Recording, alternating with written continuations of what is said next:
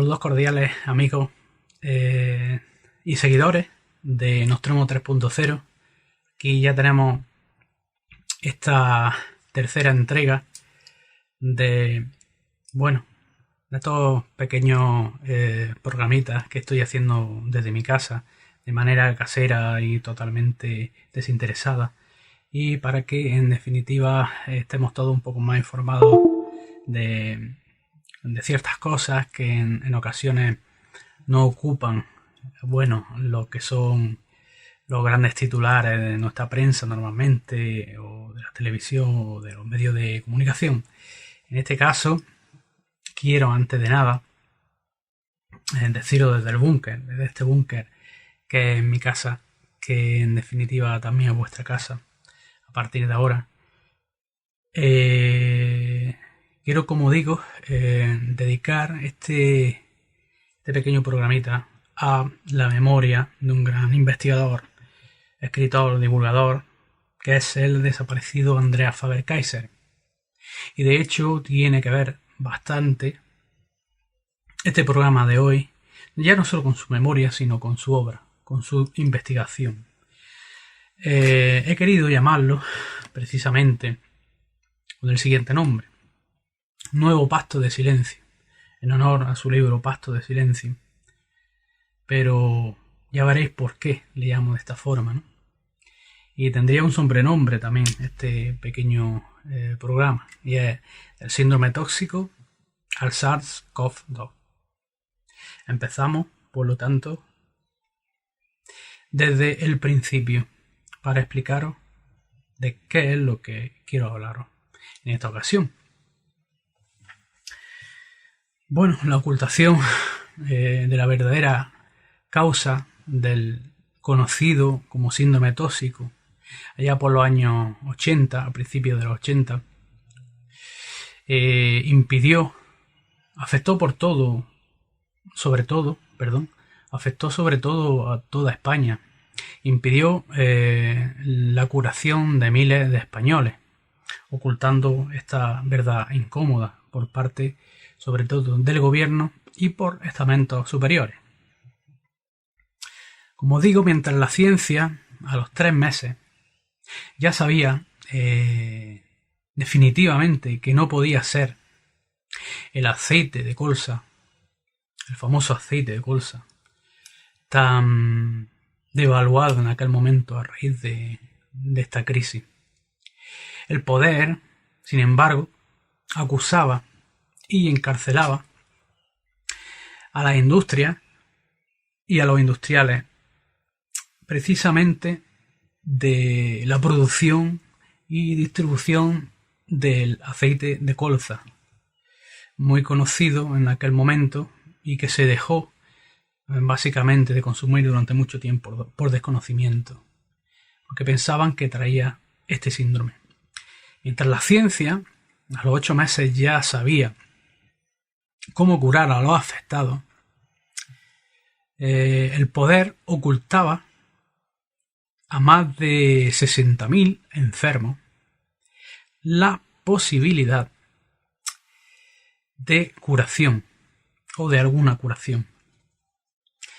Esta información que os voy a dar ahora, veréis cómo en definitiva tiene que ver con el problema que nos ocupa en estos últimos días, que es el COVID-19. Por supuesto, hubo un gran pacto de silencio.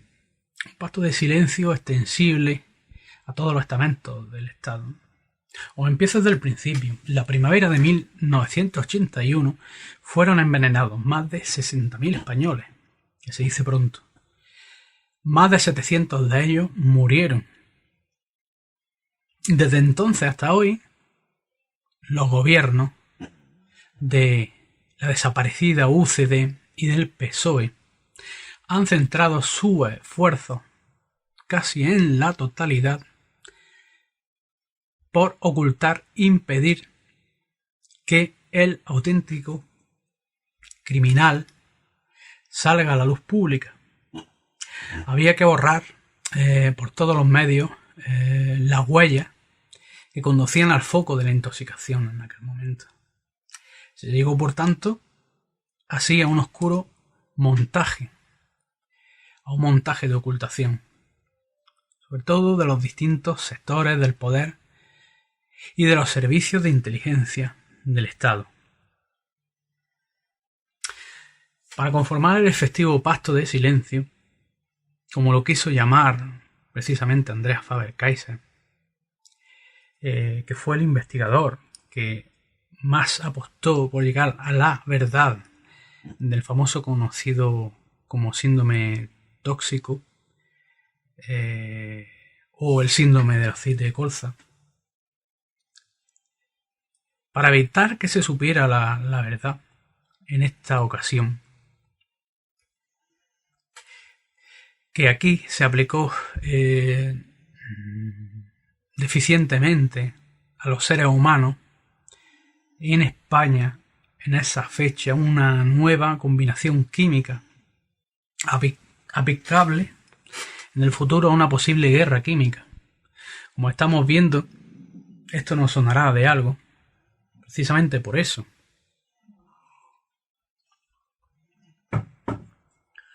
Una preparación, en este caso, más que de un patógeno, una reacción química de varios alérgenos, de varios elementos, para producir un elemento nuevo para utilizar en una guerra química. Os quiero poner antecedentes antes de esto. ¿En qué consistía esta enfermedad? Hasta entonces nueva. Y haciendo un poco de historia, haciendo un poco de memoria, recuerdo perfectamente que todos los noticiarios, todas las noticias hablían siempre con este complejo asunto en aquellos años. Como digo, antes, a principios de mayo de 1981, se detecta una nueva enfermedad en España, una enfermedad nunca antes vista, extraña, que afecta rápidamente a un gran numeroso de individuos.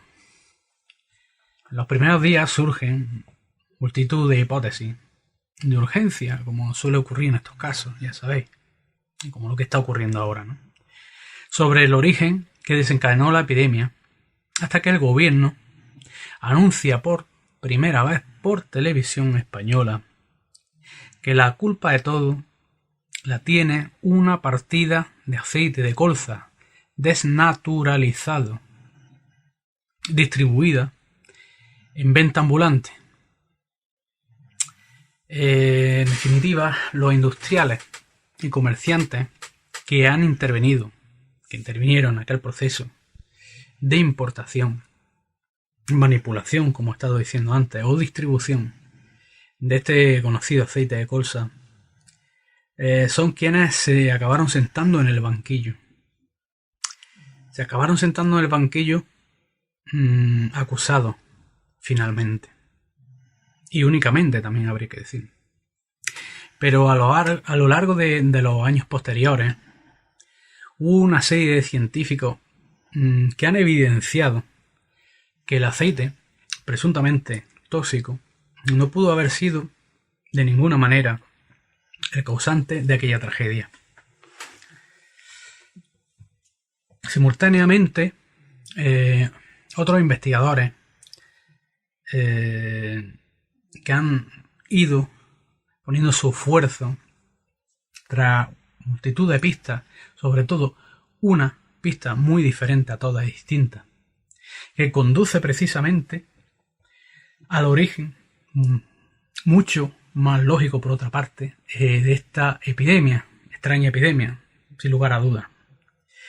Y se considera que nada cuadraba y que nada tenía sentido, como decía mi desaparecido amigo Juan Ignacio Blanco. Ya no estamos hablando de conspiraciones normales, sino que aquí se estaba ocultando de manera taxativa, de manera vergonzosa, la muerte de 700 personas por un lado, y la enfermedad que causó unos graves estragos en los cuerpos de estas personas que sobrevivieron. Ya no estamos hablando de cualquier otra intervención por parte de los servicios de seguridad, de cualquier otra historia de las que nos tienen acostumbrados, política, ocultación de alguna verdad normal. Estamos jugando con nuestra salud. Estamos jugando con nuestra salud a un nivel muy profundo y muy vergonzoso. Habría que tener en cuenta que los elementos que conformaron la intoxicación detectada en aquel año 1981 eran muy diversos, pero iban a una sola raíz, a la raíz del problema básico, de dónde venía esta afectación por síndrome tóxico.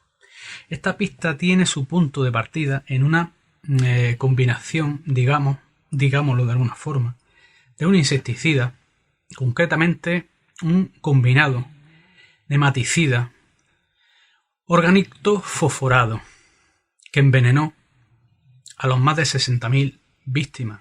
Llevaba fósforo verdaderamente esta mezcla. Al consumir una partida de tomate determinada tratada con este aludido insecticida que os estoy hablando. Sí, lo que estáis escuchando. Andreas Faber-Kaiser tuvo un tiempo oportuno y largo para investigar precisamente que la contaminación no venía de aquella extraña partida de venta ambulante de aceite de colza. Por otra parte, un aceite que se consumía en aquella época muy profusamente en muchas casas porque era más barato, en definitiva, que el aceite de oliva, y la verdad tenía un buen sabor. Esto contribuyó a que Andreas Faber-Kaiser empezara a ser odiado, perseguido, vilipendiado, y verdaderamente, como ocurre o suele ocurrir en este país con muchos investigadores que dan un paso valiente hacia adelante, empezó a ser apartado a un lado, con el tema de que también investigaba curiosos fenómenos ufológicos. Hubo una gran burla de un escarnio y se intentó por todos los medios acallar su voz, que finalmente no se pudo hacer. Y aunque muchos lo han olvidado, en este libro bastante difícil de encontrar ahora, Pacto de Silencio, exponía pormenorizadamente esta gran ocultación de información, sobre todo y casi siempre a los mismos. Se ocultaba esta información aquí al ciudadano español, que no debía de saber de dónde venía aquella contaminación, por las siguientes razones que os explicaré ahora a continuación. La investigación, como digo, continúo por vía judicial de esta posibilidad, así como de cualquier otra, de otra hipótesis de otra índole plausible con respecto a la causa real de la enfermedad, y investigación, por cierto, que no debería de finalizar. Nunca se debió de quedar en dique seco, porque se debería de demostrar, y se debe demostrar todavía, años vista, hasta lograr fehacientemente descubrir cuál fue el indiscutible desencadenante de esta tragedia, de esta tremenda tragedia. Por cierto, el camino que debe desembocar, como decía Andreas Faber-Kaiser, en el auténtico juicio del síndrome tóxico, que todavía a día de hoy no se ha producido. Con reparto real de responsabilidades reales, y a quien realmente debe ser acusado y a quien verdaderamente se debe de desenmascarar. La curación no interesaba. Finalmente, ya producido la enfermedad, no interesaba la curación de esta persona. La gravedad del problema además se acentuaba por una circunstancia que llegó después, a finales sobre julio de 1981, el propio año. El gobierno español estaba suficientemente bien informado de que no era posible que el aceite finalmente de colza fuera el causante de la epidemia. Se sabía y se conocía que no era así. Además por sus expertos en química, sus expertos en medicina. Desde aquel momento, cuando menos, debía de haberse incentivado, cuanto menos había de haberse incentivado con todos los recursos posibles en aquel momento de los análisis pertinentes y de cualquier otra posibilidad que se barajaban para el posible origen de esta enfermedad. Posibilidades que ya estaban también, por cierto, a finales de julio de este mismo año, del año del envenenamiento, de 1981. Estaban sobre la mesa de quienes empuñaban las riendas del poder. Me gustaría precisar que estaban sobre la mesa esa cura a esa enfermedad, como está sobre la mesa ahora mismo, en el presente, no la cura al COVID-19, al SARS-CoV-2, pero sí, en mayor o menor medida, contrarrestar su terrible efecto sobre el pueblo español. Parar el número de víctimas y, por supuesto, parar el número de infectados. Y todos sabemos, o empezamos a vislumbrar, que con una serie de test masivos, con una gran profusión de estos test a millones, aunque habría que producirlo, aunque se hubieran de producir aquí en España o se tuvieran que comprar de fuera, pero qué mínimo que tener un par de millones o 1 millón mínimamente de estos test. Por lo tanto, aquí estáis viendo un poco la comparación de aquella crisis con lo que está ocurriendo ahora. Los que empuñan las riendas de este poder en aquel momento era el gobierno de la OCDE y después el gobierno del PSOE, que durante los años siguieron ocultando la cura a este síndrome tóxico de manera taxativa y total.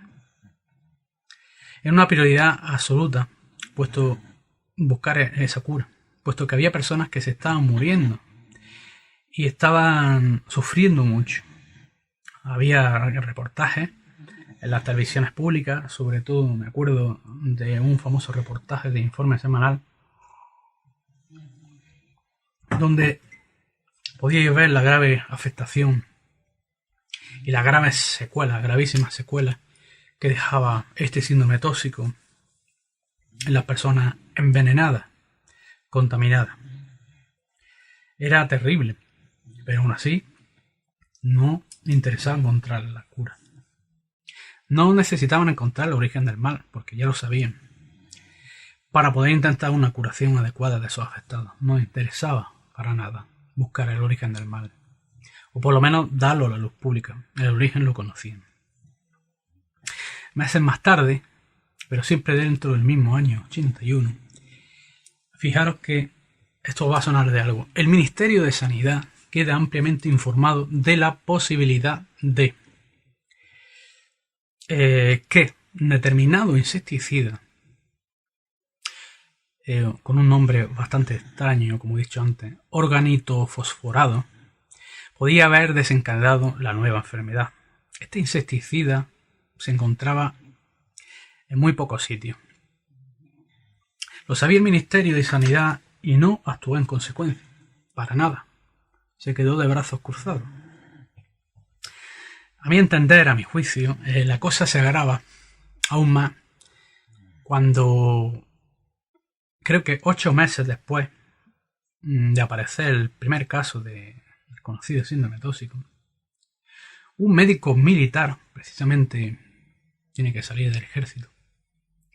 Curiosamente, el teniente coronel Luis Sánchez Monje Montero, tengo aquí el nombre, sí, envía al gobierno, al Insalud, no sé si conocéis el Insalud, el antiguo Insalud, para que lo leyera Valenciano. Me diría, refiriéndose con ello al doctor Luis Valenciano, famoso en aquel momento, a la sazón director general de la salud pública, nada más y nada menos, un informe en el que afirmaba que el origen de esta gravísima enfermedad radicaba en un veneno que, digámoslo de alguna forma, para explicaros, bloqueaba la famosa colinesterasa y en el que explicaba cómo había que curar a los enfermos. Y lo explicaba pormenorizadamente. Lo explicaba y además explicaba los métodos para hacerlo, que eran métodos muy baratos y eran métodos muy al alcance en aquel momento de aquel gobierno y por supuesto de los sanitarios médicos que trataran esta enfermedad con seriedad. Más adelante se definiría este mismo veneno como un compuesto orgánico fosforado.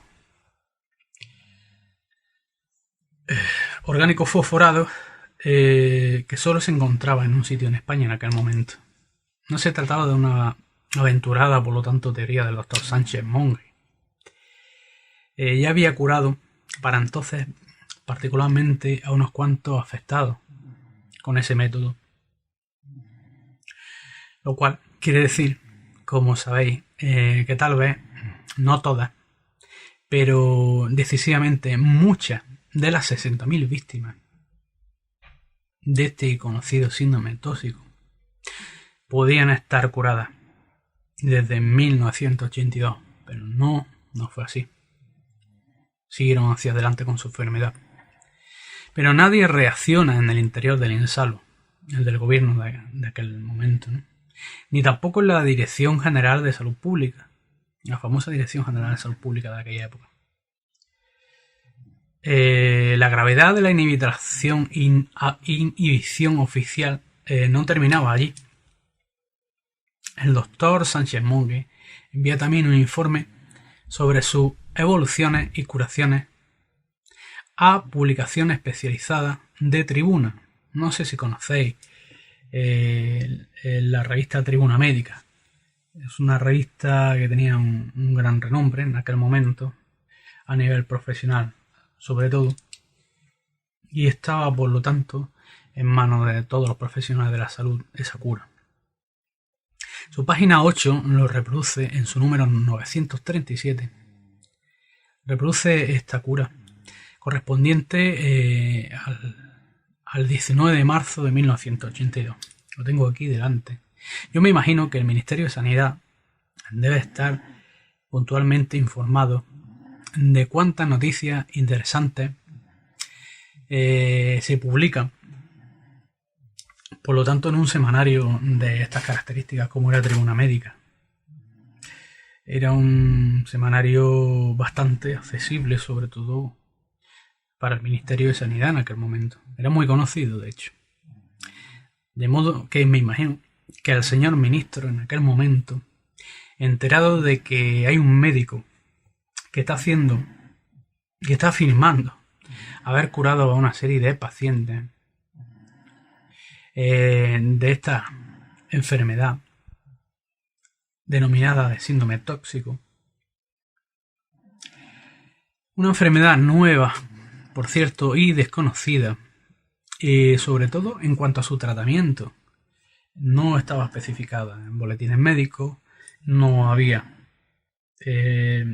rastro de esta enfermedad en ningún otro país del mundo, y sin embargo sí había en ciertos sectores de poblaciones africanas una afectación muy similar a esta enfermedad del síndrome tóxico. En aquel momento así se configuraba el problema número 1 que se había planteado a la sanidad española. con carácter de extrema urgencia, de una urgencia permanente, cual no se hizo caso.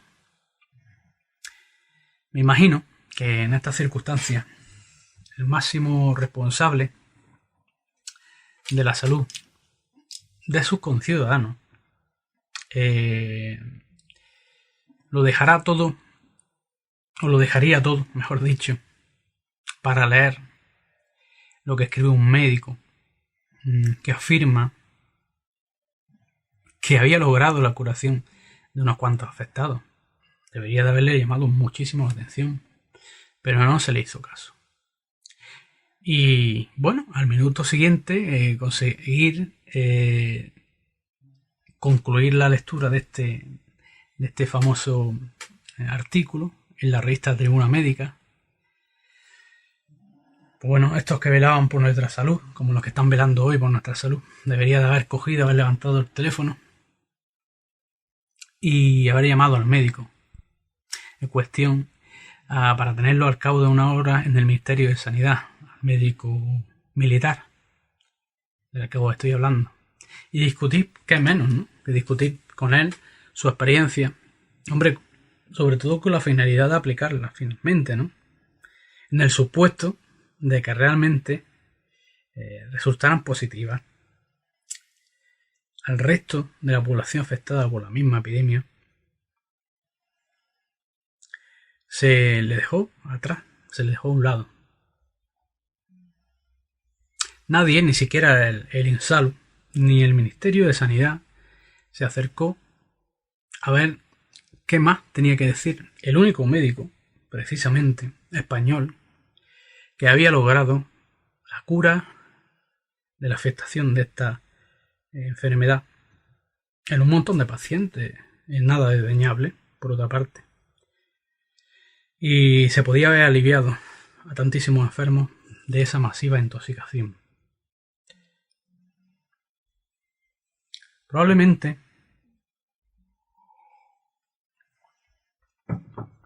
detrás de esta intoxicación masiva hubiera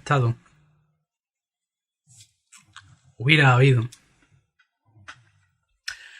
un ensayo en la población civil de un agente para la guerra nuclear, biológica y química, en este caso sería biológica, y probablemente detrás de esta intoxicación tremenda por el supuesto aceite de colza, pero que realmente era una partida de tomates que precisamente venían de un sitio concreto de Almería. Quería recordar, hace poco leí un artículo recordando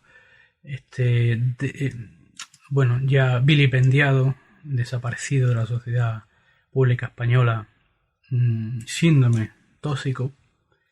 A colación de esto y de leer este artículo me vino a la cabeza que es algo muy parecido a lo que está ocurriendo. Sin embargo, aquí no estaríamos hablando de una ocultación, de un experimento que se hizo con españoles en aquel momento sobre este compuesto químico para ver cómo podía afectar, vamos a dejarlo ahí, sin introducirnos en que hubiera más de un gobierno no solo informado de esta terrible contaminación, sino también no solo al tanto de ella, sino también detrás de ella. Concretamente estaría hablando del gobierno de los Estados Unidos, que teniendo, como ya sabéis, diferentes bases en España y sobre todo en aquella época tan convulsa de 1981, no solo tenía bases, sino que tenía profusos intereses en nuestra piel de toro. Y en otras ocasiones el ejército de los Estados Unidos ha utilizado poblaciones civiles de sitios donde ha estado ocupando,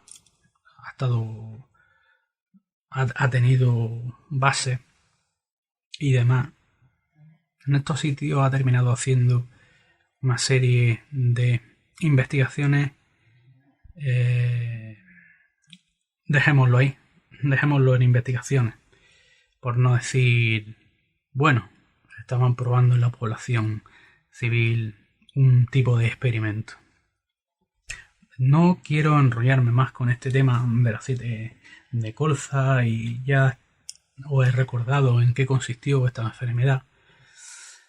Y quiero pasar ahora a SARS-CoV-2, a COVID-19 famoso. Y la mecánica es muy parecida. Se está ocultando una serie de información importante, primero a la opinión pública, después al ciudadano, sobre ya no solo el origen de esta enfermedad, sino, y ya tampoco nos metamos en decir las víctimas que hay o los afectados, que eso sí está claro, yo creo que todos lo tenemos muy claro, que no es el recuento correcto de víctimas y tampoco de afectados. Se está ocultando a la población no solo el origen por parte de la OMS, primero, de este SARS-CoV-2, de este COVID-19, y de dónde pudo partir. Y además se está ocultando a la población cuando este COVID-19 estaba entre nosotros. Por lo tanto, yo creo que alguna vez se debería de hacer una investigación muy profunda, cuanto antes mejor, de dónde proviene este virus primero, que no digo, ojo, que esté fabricado en laboratorio, porque se conoce que no es así, pero sí es cierto que está reconducido de alguna manera, y eso ya lo sabéis todos. O por lo menos, si no lo sabéis todos, os lo imagináis. Está reconducido no solo el virus, sino esta crisis, para hacer que nuestra sociedad cambie. ¿Por qué tiene tantas conexiones esta investigación que os he dicho antes de desaparecido Andreas Faber-Kaiser con lo que está ocurriendo ahora? Por la misma razón por la que él mismo se quejaba. Llegó a decir públicamente que al meterse en este caso, al investigar este caso y al meterse a empezar a sacar nombres, su vida peligraba. Y no me quiero meter en demasiadas honduras, pero él mismo dijo que en cualquier momento lo podrían liquidar, ¿no? No sé si lo sabéis, pero él finalmente murió afectado por una enfermedad que en un principio él no tenía. Y él mismo aludía a que a raíz de entrar a una intervención en un hospital ya salió de allí con esta enfermedad. Bueno, no me voy a querer meter en este tipo de conspiraciones más profundas, pero todos sabemos que hay investigadores que han llegado demasiado lejos y han descubierto el pastel y han acabado pagándolo a veces con su propio trabajo a nivel profesional y otras veces con su propia vida. Quería también comentaros que también en esta investigación del síndrome tóxico hubo una ocultación sistemática por parte del gobierno español en aquel momento, porque tenía intenciones de que nunca saliera a la luz, como está ocurriendo precisamente ahora. Es difícil que salga a la luz todo lo que está ocurriendo con el COVID-19 por parte, ya no me estoy centrando en el gobierno español, sino por parte de los expertos de la OMS, que son los que verdaderamente saben lo que ocurre con esta enfermedad, saben su gravedad real y además manejan y controlan a multitud de gobiernos mundiales y, en definitiva, dictan a estos gobiernos qué es lo que se tiene que hacer y en qué momento. Siempre y cuando tengamos claro que la OMS es básicamente un organismo corrupto hasta la médula, desde hace ya tiempo, esto no es de ahora. Tenemos que reconocer que en el pasado hubo profusa metedura de pata con la gripe A, con la gripe aviar y con el SARS.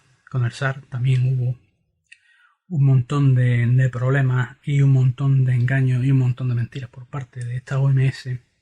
Y ahora yo no querría trasladar únicamente al gobierno español, que sí es cierto que tiene que estar a través de sus expertos enterados de cuál es el origen de este COVID-19 real, sino que ya me iría al nivel mundial de la OMS, organización que no solo la ha pifiado un montón de veces, sino que tiene amplios intereses económicos, amplios intereses políticos, y ha ocultado sistemáticamente en el principio de esta investigación de dónde vino el COVID-19, ha ocultado muchas verdades y mucha información que venía de China y ha ayudado al gobierno chino a ocultar esta información, por tanto.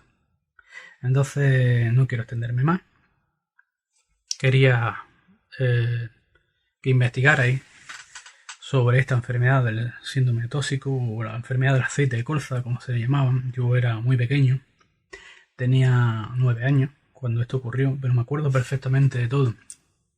Me acuerdo perfectamente, sobre todo, de las secuelas que dejaba terribles en estas personas, que a día de hoy algunos murieron y otros siguen vivos y siguen teniendo esas secuelas. Y quiero que esto nos mueva a reflexionar sobre lo que está pasando precisamente con el COVID-19 en este momento. Hay muchas similitudes. Aquí el que intenta investigar seriamente se le ponen trabas. Y no solo se le ponen trabas, sino se le ridiculiza públicamente. Y se acaba intentando ahogar su voz en esta España. Me refiero desde muchos temas, no solo el del aceite de colza. Yo no quiero hablaros del famoso crimen de Alcácer, otras historias como el 11M y similares, donde se conoce que se está ocultando muchísima información por parte del gobierno o gobiernos al ciudadano, que a mi juicio debería estar informado 100% de todo. Y bueno, hasta aquí hemos llegado hoy. Como digo, este humilde programa de hoy quiero dedicárselo al investigador, escritor Andreas Faber-Kaiser y a su memoria. Y un saludo para todos sus seguidores, para todos los investigadores que han seguido su línea, aunque fue bastante abandonada en su momento. Un saludo también para su hijo, que sigue con un programa en la red también, muy importante, sobre estos temas que nos gustan a todos, también paranormales, ¿no? Quería mandar un saludo, desearos fuerza, desearos ánimo, y pronto vamos a estar fuera y vamos a empezar a reclamar que nos cuenten la verdad de lo que está ocurriendo con este caso COVID-19 y del SARS-2, que es lo mismo.